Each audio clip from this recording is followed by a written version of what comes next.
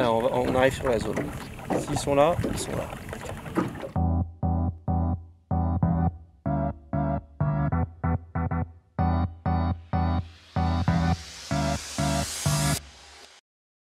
Alors dans la famille SG4, voici notre offre en matière de cannes jerkbait. Il s'agit en fait d'une sélection de 2 cannes pour 2 puissances. Elles font à peu de choses près la même longueur, autour de 2 mètres. L'une des deux fait un peu moins de 2 mètres, l'autre fait 2 mètres 6. Ce qui change réellement, c'est la puissance, puisque la plus puissante des deux fait 80-150 grammes. Et la moins puissante, celle que je vais utiliser tout à l'heure pour pouvoir utiliser mon petit jerkster. Et il s'agit de la 70-100 grammes. Mais en tout cas, ceux qui pêchent beaucoup au jerk, bien comme ça, pourront avoir les 2 puissances qui couvrent l'ensemble des meilleurs jerkbaits du marché. Sachez quand même que ces 2 cannes sont bâties sur le même modèle. Il s'agit de 2 cannes à montage offset. Vous gagnez un petit peu en encombrement, mais au moins vous n'avez pas de rupture sur le blanc nulle part. Donc vous bénéficiez de toute la progressivité, de toute la puissance du blanc. Et surtout simplement, ce que je voudrais rajouter avant de la mettre en action de pêche, c'est que bien sûr, et moi le premier, souvent j'hésite à prendre une canne jerkbait et donc à pêcher au jerk, parce que je me dis bah voilà, ça fait une canne de plus sur le bateau, pourquoi? Pour utiliser un leurre. Alors qu'en fait c'est pas tout à fait vrai.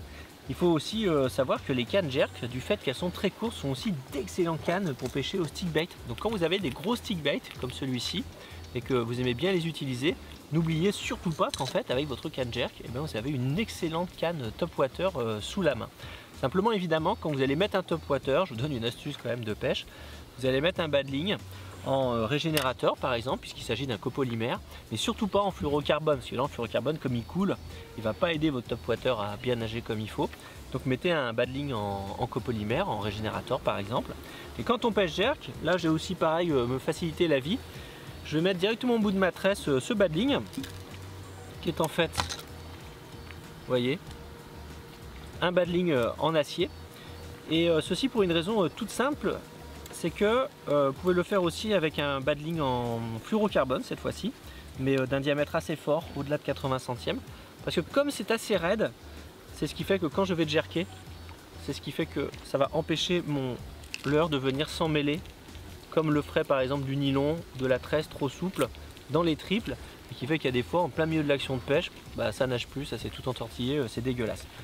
Donc je vais accrocher ça au bout de ma canne et on va aller l'essayer. Ce qui me permet de vous montrer aussi quand même au passage la double visserie du porte-moulinet Alien Lock, qui est vraiment super. J'installe mon Citrix dessus. Et regardez, je verrouille une première fois. Et pour être sûr que ça ne bouge plus, hop là, ma deuxième visserie. Et c'est parti, j'installe mon badling et on va à la pêche.